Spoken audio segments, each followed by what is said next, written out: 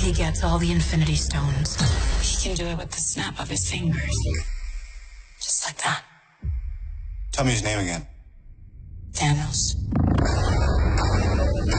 The latest trailer for Avengers Infinity War is here. The upcoming film will be the longest Marvel movie to date and features all the heroes from the Marvel Cinematic Universe across the MCU's 18 films thus far in a battle against the evil Thanos. That's a whole lot of heroes. The villainous Space Titan is trying to collect all of the Infinity Stones in order to rule the universe. There is a lot going on in this new trailer, so we're breaking it all down to figure out what's going on in the new film and a few of the Easter eggs the trailer has dropped as well. The trailer opens with an object entering the atmosphere above New York City. Gamora, the adopted daughter of Thanos, provides voiceover as Bruce Banner, Black Widow, and War Machine look towards the sky.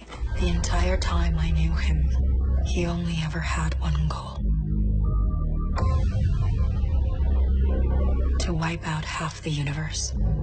Speaking of those stones, Thanos adds the Space Stone to his Infinity Gauntlet, which he acquires somehow from Loki, who obtained it after the events of Thor Ragnarok. Thanos already has the Power Stone in the gauntlet, which was in the possession of the Nova Corps, but the Mad Titan has apparently already relieved them of it. There's a quick shot of Peter Parker hanging onto the side of a bus as he puts his Spider-Man mask on. He's still using the fursuit Tony Stark gave to him, so this shot is most likely from earlier in the film. The real question we have is, was the training wheels protocol turned off? Villains sure do love attacking New York City, don't they? In a quick scene, we see a circular object in the background. We've seen this in the past, as Spider-Man was traversing one in the previous trailer. It's called a Q-ship, but what is its purpose? Groot Jr. is a baby no more. The son of the original Groot is now in his tween years, so he'll most likely be a bit more handy in battle. Rocket looks on, and we see Thor during what looks to be the moment he gets his new weapon, although it's mysteriously missing from this shot. Thanos looks best with his helmet on. The Mad Titan is somewhere in the universe, and it's apparent from the smoke billowing behind him that he is on the attack. We quickly learn that this is essentially Gamora's origin story. Thanos comes to her planet, attacks, and takes the child with him. During consecutive shots, we see other green-skinned aliens standing behind the Chitauri guards. The bizarre takeaway from this moment is how willing Gamora seems to be to go alone with Thanos. Within the trailer, there are a few scenes that show the true brutality and strength of Thanos. At one point, you can see Thanos crushing Thor's head, and it looks extremely painful. Considering he's the second strongest Avenger according to Tony Stark's computer in Thor Ragnarok, it's clear that Thanos is a formidable villain.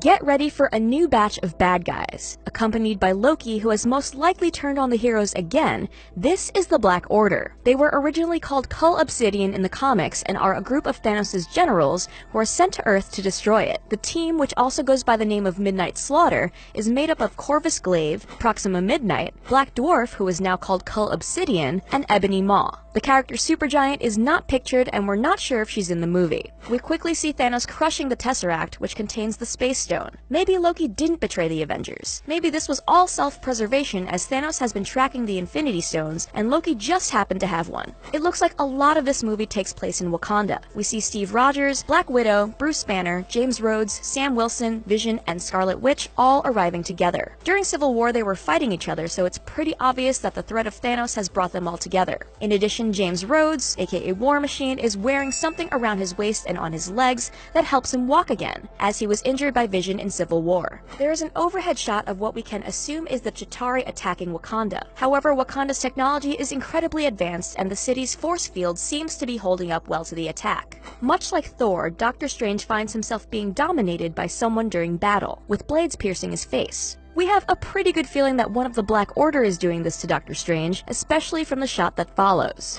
Here's a close-up of Black Order member Ebony Maw. He is a master of manipulation and can affect people's minds with webs that give him information about that person's secrets. In addition, he can control them with these mind webs as well. Since he tends to avoid confrontation, he sends others to do his dirty work. Finally, there's a shot of Captain America taking on Thanos one-on-one. Rogers stops Thanos from crushing him with his giant hand, and Thanos gives him a confused look. Is it because Rogers is stronger than he appears, or is Thanos confused as to why someone weaker than him is physically fighting back?